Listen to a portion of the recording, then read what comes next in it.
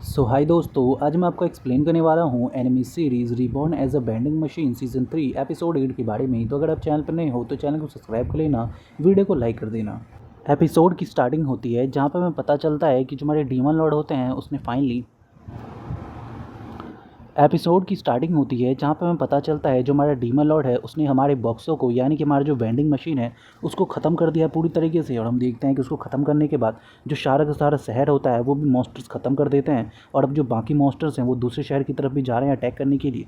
वहीं दूसरी हम देखते हैं जो हमारी लैमिस का जो पूरा पूरा कस्बा होता है वो एक जगह पे टेंट लगा के रह रहा होता है। और फाइनली हम देखते हैं कि उनमें से सभी को विश्वास होता है कि जो हमारा वेंडिंग मशीन बॉक्सो है वो भी पूरी तरीके से मरा नहीं है, वो शायद अभी भी कहीं ना कहीं जिंदा है। और अब वो लोग उसको ढूंढने के लिए एक मिशन चला रहे होते हैं। हम देखते हैं कि उनके पास दो काम होता है, पहला तो बाकी शहरों को ये बताना कि डीमन लॉर्ड ने उनके शहर को ख़त्म कर दिया है और शायद उनके शहर पे भी हमला करेगा, और दूसरा काम होता है हमारे बॉक्सों को ढूंढना। और फाइनली हम देखते हैं कि वो दो टीम बनाता है। वहीं दूसरी हम देखते हैं जो हमारा कैप्टन होता है वो कहता है कि वेल बॉक्सों ने हमारे लिए बहुत कुछ किया है तो हम उसके लिए कुछ भी कर सकते हैं, उसे कहीं से भी खोज के लेके आ सकते हैं।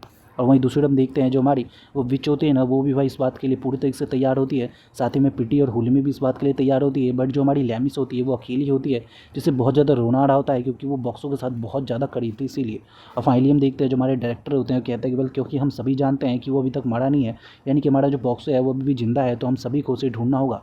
और फाइनली हम देखते हैं कि वो कुछ अजीब से दिखने वाले रैबिट जैसे होते हैं ना, छोटे जानवर, उनको भेजता है दूसरे कंट्रीज़ को बताने के लिए कि एक्चुअली वहाँ पे डीमन लॉर्ड्स और उसके सारे सारे साथी आ रहे हैं। और बाकी सभी जो लोग होते हैं वो बॉक्सों को ढूंढने जाते हैं। हम देखते हैं जो हमारा डायरेक्टर होता है उसके पास अभी भी बॉक्सों की कार होती है, जिसे देख के साफ पता चल रहा होता है कि जो हमारा बॉक्सो है वो कहीं ना कहीं अभी भी जिंदा है, क्योंकि अगर वो मर गया होता तो शायद उसकी एक कार भी ख़त्म हो गई होती।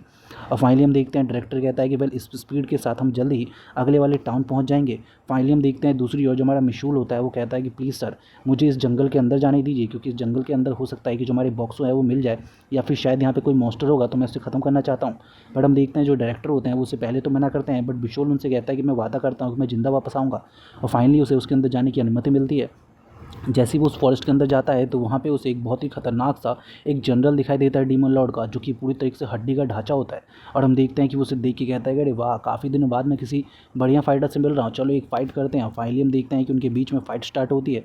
बट हम देखते हैं जो हमारा मिशूल होता है वो काफ़ी ज़्यादा कम ताकतवर होता है, क्योंकि हमारा जो डीमन लॉर्ड का जो ये जनरल होता है ना, इसके पास बहुत ज़्यादा एक्सपीरियंस होता है। फाइनली हम देखते हैं दूसरी ओर जो छोटे छोटे जो कैट रैबिट्स होते हैं ना, उनको हम देखते हैं जो कि भाई दूसरे शहर में जा रहे होते हैं बताने के लिए कि उनके ऊपर डीमन लॉर्ड का खतरा है। बट हम देखते हैं कि रास्ते में उन्हें टमाटर दिख जाते हैं, और वो टमाटर को देख के कहते हैं कि वाह कितना कमाल का खाना है। और हम देखते हैं कि वो उसे खाना स्टार्ट करते हैं और बाकी सारी चीज़ों के बारे में भूल जाते हैं। वहीं दूसरी तरफ हम देखते हैं जो हमारा मिसूल होता है उसकी हालत बहुत ज़्यादा बुरी हो चुकी होती है। वो लड़ते लड़ते काफ़ी ज़्यादा थक चुका होता है और उसके पास केवल और केवल एक ही अटैक करने का पूरे पूरा पावर होता है, और वो सोचता है कि मैं एक ही अटैक में उसको पूरी तरीके से ख़त्म करूँगा। बट हम देखते हैं कि तभी अचानक से जो वो अजीब सा जो जनरल होता है ना, वो उसे ख़त्म करने ही वाला होता है कि वहाँ पर एक लड़की आ जाती है। और हम देखते हैं कि वो मिशूल को देख के कहते हैं कि मिशूल तुम यहाँ पे क्या कर रहे हो। और हम देखते हैं कि वो उस आदमी से उसकी जान बचाती है। और फाइनली हम देखते हैं कि वो अचानक से अपने साथियों से कहती है कि जल्दी से इस मॉन्स्टर को यानी कि हमारे उस जनरल को जल्दी से वहाँ से पूरी तरीके से डिस्ट्रैक्ट करो। और हम देखते हैं उसके साथी उसे डिस्ट्रैक्ट करने लगते हैं। इतनी देर में जो मिशूल होता है वो अपनी पूरी पावर से उसका जो लास्ट पावर, उसका जो लास्ट उसके पास अटैक होता है ना, उससे हमला करता है। और हम देखते हैं कि एक ही अटैक लगते ही उसकी हालत पूरी तरीके से बुरी हो जाती है और वो दो टुकड़ों में ख़त्म हो जाता है। और फाइनली हम देखते हैं जो हमारा मिशूल होता है वो उसे थैंक्स कहता है। और हम देखते हैं कि थैंक्स कहने के बाद अचानक से हम देखते हैं जो मिशूल होता है उस लड़की से पूछता है कि तुम जैसी एक राजकुमारी यहाँ पे क्या कर रही है। बट वो कहते हैं वेल ये सब छोड़ो, तुम बताओ तुम यहाँ पे क्या कर रहे हो। बट हम देखते हैं कि उन दोनों के बीच में लड़ाइयाँ स्टार्ट हो जाती हैं। वहीं दूसरे हम देखते हैं जो हमारी लैमिस होती है वो एक गड्ढा खोद रही होती है। उसे लगता है कि शायद अभी भी जो उनका जो हमारा बॉक्सो है ना वो शायद इसी गड्ढे के अंदर कहीं फंसा हुआ है। और हम देखते हैं कि वो बहुत कोशिश कर रही होती है, रो रही होती है, बट फिर भी उसको कहीं पे भी हमारा बॉक्सो दिख नहीं रहा होता। वहीं दूसरी हम देखते हैं कि हम अचानक से जो हमारा मिशूल होता है वो पूछता है कि एक बात बताओ प्रिंसेस, तुम आखिर यहाँ पे क्या कर रही हो। तभी वो बोलती है कि वेल मुझे पता चला कि एक्चुअली डीमन लॉर्ड ने तुम्हारे शहर को ख़त्म कर दिया है, और शायद मैं तुम्हें जानते नहीं हूँ बट वहाँ पर मेरे मास्टर भी थे जो कि बहुत ताकतवर थे, और शायद मुझे लगता है कि वो भी वहीं पे होंगे और मैं उन्हीं को ढूंढने के लिए आई हूँ। बट हम देखते हैं जो मिशूल होता है वो कहता है कि बिल्कुल भी नहीं, मुझे तो लगता है कि शायद तुम्हें कोई गलतफहमी हुई है, क्योंकि वहाँ पर जो थे वो तुम्हारे मास्टर नहीं थे बल्कि मेरे मास्टर थे। और फाइनली हम देखते हैं कि हम एक्चुअली ये दोनों ही बात कर रहे होते बॉक्सों के बारे में, बट इन दोनों को खुद ही पता नहीं होता है और वो एक दूसरे से लड़ने लगते हैं कि वेल ये हमारे मास्टर थे, यानी कि मास्टर बॉक्सो। बट हम देखते हैं कि दूसरी वो कहती है कि नहीं नहीं वो मेरे मास्टर थे। और फाइनली हम देखते हैं कि उनकी जो लड़ाई होती है काफ़ी ज़्यादा बढ़ जाती है, बट दोनों के पास कोई रास्ता नहीं होता, तो उन दोनों को अपना जो खुद का मतलब जो मत होता है ना वो एक दूसरे के साथ कहना पड़ता है कि ठीक है हम बाद में पता कर लेंगे कि कौन था वहाँ पे। फाइनली हम देखते हैं दूसरी ओर जो हमारा डायरेक्टर होता है वो फाइनली एक स्टेट के अंदर पहुंचने वाला होता है। हम देखते हैं कि वो स्टेट के अंदर जाने से पहले अपने लोगों को कहता है कि स्टेट के अंदर जो यहाँ की रानी है, यानी कि जो यहाँ पे जो शासन करती है, उससे तुम लोग बिल्कुल भी अपनी आंखें मत मिलाना, क्योंकि उसके पास ऐसी पावर है कि वो उससे किसी को भी अपने ऊपर फिदा कर सकती है। बट हम देखते हैं कि एक्चुअली उन लोगों को लगता है कि शायद ये कोई मजाक है, और जैसे ही वो लोग उसे देखते हैं ना, तो लिटरली एक ही बार में भाई सारे के सारे लोग जो होते हैं ना, उसके प्यार में पड़ जाते हैं। बट हम देखते हैं कि भले सब कितना भी पूरी तरीके से कोशिश करें कि वो ऐसा ना करें, बट फिर भी उनकी पूरी जो हंसी होती है रुक ही नहीं रही होती है। वहीं दूसरी हम देखते हैं जो हमारे डायरेक्टर होता है वो एक्चुअली जाके सीधा उनसे पूछता है और बात करता है कि वेल शायद आपको पता नहीं है, बट डीमन लॉर्ड ने हमारे शहर को पूरी तरीके से तबाह कर दिया है, और शायद वो आपके शहर पे भी आएगा तबाह करने के लिए उसको। बट हम देखते हैं वो कहते हैं वेल हमने तो ऑलरेडी डीमन लॉर्ड के साथ नेगोशिएशन करना शुरू कर दिया है, तो मुझे नहीं लगता कि वो उन पर हमला करेंगे। बट हम देखते हैं तभी अचानक से वो कहते हैं कि एक बात बताओ कि क्या तुमने उनसे बात करने की कोशिश की है।